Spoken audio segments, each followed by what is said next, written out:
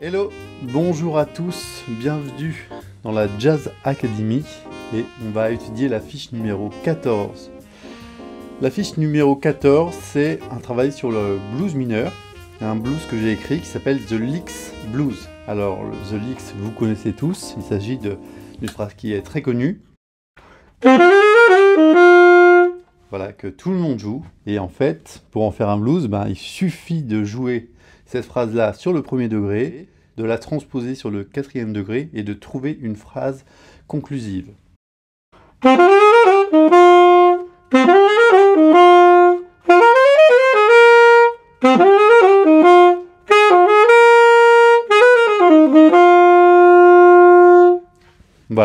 Voilà ce que moi j'en ai fait de cette phrase.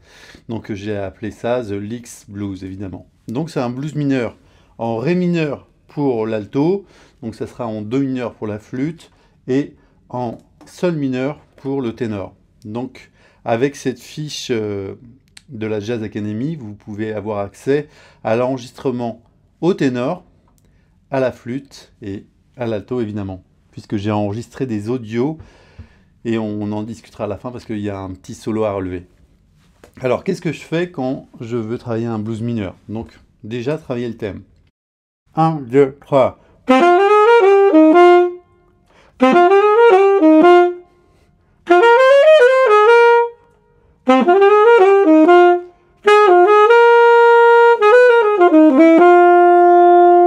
Pour travailler sur le blues mineur, la première chose que je vais faire, déjà apprendre le thème. Vous devez apprendre le thème par cœur en essayant de choper chaque phrase et franchement ça va très vite. Ensuite, le blues, comme le blues majeur, c'est 12 mesures. Alors 4 mesures de premier degré, 2 mesures de quatrième degré, 2 mesures de premier degré et ensuite un 2-5-1 pour les 4 dernières mesures. Souvent pour le 2-5-1 sur les 4 dernières mesures, on joue pas le 2, on joue le triton du 2. Donc pour l'alto, ça va faire ré mineur pendant 4 mesures, sol mineur pendant 2 mesures, ré mineur pendant 2 mesures, si bémol 7, la 7, ré mineur pendant 2 mesures. La première chose que je vais faire pour m'habituer à cette grille, c'est qu'il faut que je joue des phrases qui font sonner la grille. Je vais enlever les accords qui servent au décor et garder que les accords dont la fonction est importante. Les fonctions importantes sont 1, 4 et 5. Donc je garde ré mineur, je garde sol mineur, et à la fin quand j'ai si bémol, la, ré, j'enlève le si bémol et je garde la, ré. Et vous verrez que même si vous faites la 7 pendant 2 mesures au lieu de si bémol, la, ça sonne quand même super bien. Alors, mes phrases de référence.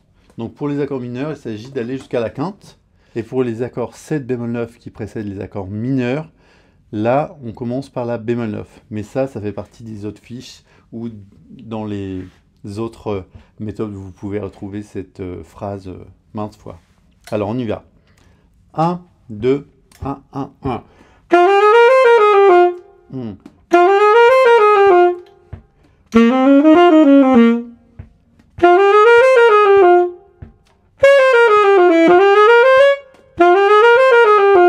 Voilà, je m'habitue à jouer ces phrases de référence, pas pour apprendre à jouer les notes parce que je pense que tout le monde arrive à le faire, mais c'est pour habituer mon oreille à entendre une phrase toutes les 2 mesures.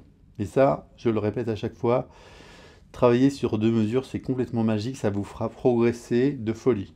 Alors, ensuite, quand on a fait ces phrases-là, vous allez me dire, oui, mais qu'est-ce qu'on fait maintenant? Je ne vais pas jouer ces phrases-là pendant tout le solo. Et c'est là que vous devez avoir des idées et vous devez être créatif. À partir du moment où on travaille quelque chose qui est concret, comme ces phrases de référence, il faut transformer cette information et en faire quelque chose. Donc ma phrase c'est... Ok? Donc à moi d'être créatif.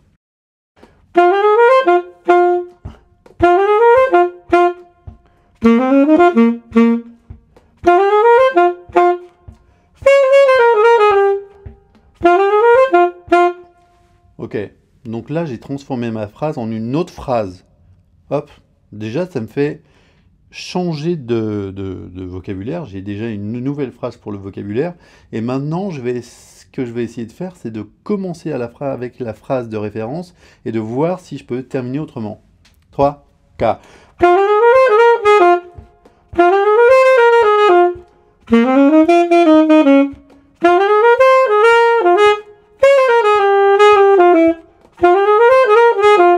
Voilà, on doit trouver des idées.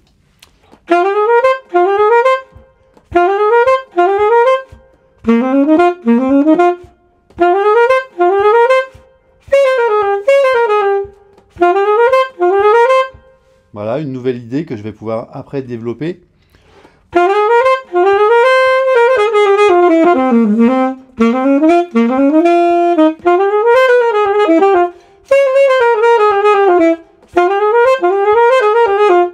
Voilà. J'ai amené un nouvel élément dans le solo et tout de suite mon solo se développe différemment.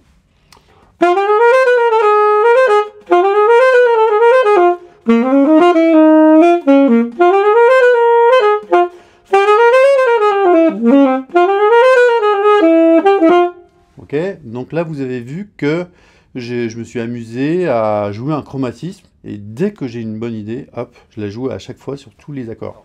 Ok, on va avancer. Maintenant qu'on a fait la phrase de référence en montant, bon, on l'a fait en descendant.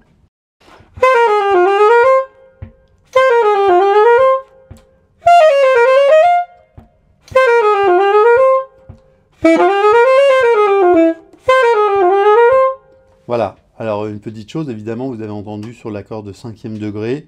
Là, je l'ai fait en montant. Dans la version précédente, quand je jouais les phrases de référence en montant, sur le 5e degré, je descendais. Donc là, vu que je descends pour toutes les phrases de référence, sur le 5e degré, je monte. Voilà. Mais après, c'est à vous de vous amuser, hein. Vous pouvez très bien monter pendant 2 mesures, descendre pendant 2 mesures. À vous d'être créatif. Il faut trouver plein d'idées et s'amuser avec des idées qui sont vraiment proches de ce qui est proposé. Et là, ce qui est proposé, c'est les phrases de référence. Et d'ailleurs, c'est pour ça que ça s'appelle phrase de référence. Alors, qu'est-ce que je peux faire de mes phrases qui descendent ?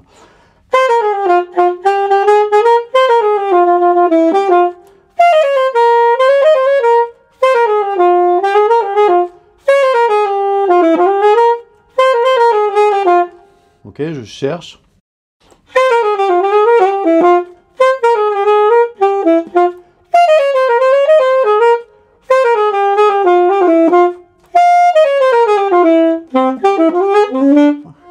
Voilà, il faut que je cherche, que je m'amuse à chercher des idées.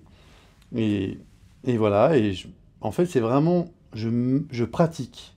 Pratiquer, ça veut dire que j'ai mes phrases de référence et pendant un moment, j'essaye de voir ce que je peux en faire. Toujours en restant par rapport à ces débuts de phrase, c'est-à-dire, ça c'est vraiment super important, qu'à chaque fois sur les 2 mesures, toutes les 2 mesures, je joue la phrase, le début de la phrase de référence et que je vois ce qui se passe après.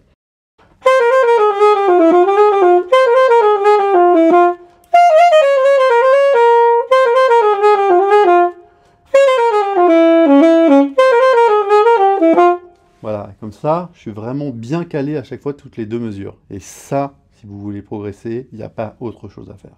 Alors vous verrez, et ça je l'ai marqué dans la fiche, que vous pouvez jouer avec la gamme pentatonique de la tonalité, la gamme pentatonique mineure de la tonalité. Et ça, vous pouvez le faire sur tous les accords, parce que ça s'appelle jouer au-dessus de l'harmonie. Jouer dans l'harmonie, c'est jouer vraiment les accords, et jouer au-dessus de l'harmonie, c'est de jouer quelque chose qui sonne par-dessus les accords. Donc, vous écouterez bien aussi les audios que j'ai mis avec la fiche, et vous entendrez que ça marche vraiment super bien. Alors, maintenant, pour travailler la gamme pentatonique, il ne suffit pas de monter et descendre la gamme une fois. Il faut trouver des phrases avec. Donc moi, ce que j'aime bien faire, c'est jouer sans tempo.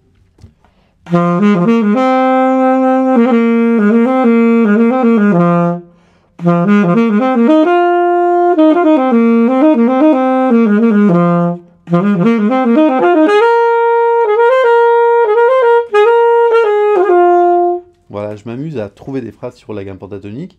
Et ensuite, la même chose, mais en tempo. 1, 2, 3.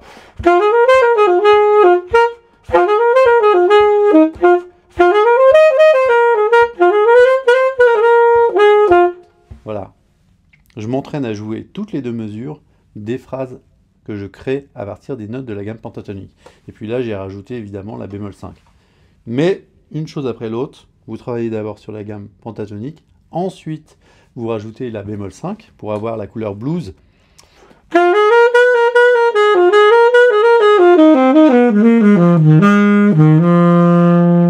Ensuite, ce que vous pouvez faire quand vous avez trouvé une bonne phrase sur un accord, comme je l'ai dit tout à l'heure, c'est la jouer sur le 4e degré. On va garder en dehors le 2-5 pour l'instant. Donc si j'ai... Ok, et bien sur le 4e degré, je peux très bien faire... Et ça là, ça de transposer de cette façon-là sur les accords, la même phrase, c'est génial. Les gens adorent ça. Pour le 2-5 de la fin, on sait qu'on a, à la place de mi la ré, on va jouer si bémol 7, la 7, ré mineur. La note un peu particulière de si bémol 7, c'est le la bémol. Et en fait, le la bémol, on l'a dans la gamme pentatonique de ré mineur. Donc ça, c'est pour nous. Donc ça, c'est génial.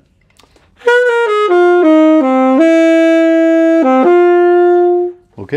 Voilà, juste une petite astuce pour le 2-5-1 de la fin. Donc on a le la bémol sur si bémol 7, le do dièse qui va faire sonner le la 7, et ensuite on résout sur ré.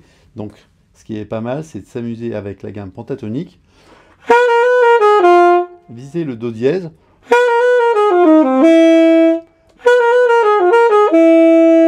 et ensuite résoudre.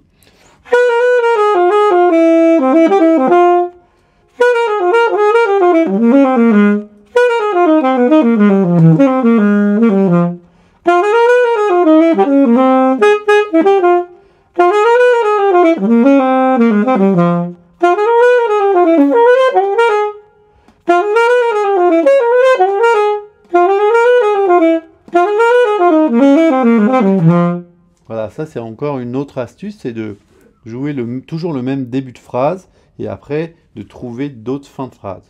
Voilà, vous pourrez écouter le solo que j'ai écrit et enregistré au saxophone alto. Ça sera aussi valable pour le saxophone ténor et la flûte. Et là, c'est un petit boulot que vous avez à faire, c'est de relever de solo. Alors c'est ultra facile, hein, vous en faites pas. Voilà, c'est terminé pour cette fiche numéro 14. N'oubliez pas, si la DS Jazz Academy vous intéresse, regardez dans la description et vous verrez tous les avantages qu'il peut y avoir à s'intégrer cette académie. Ciao, ciao!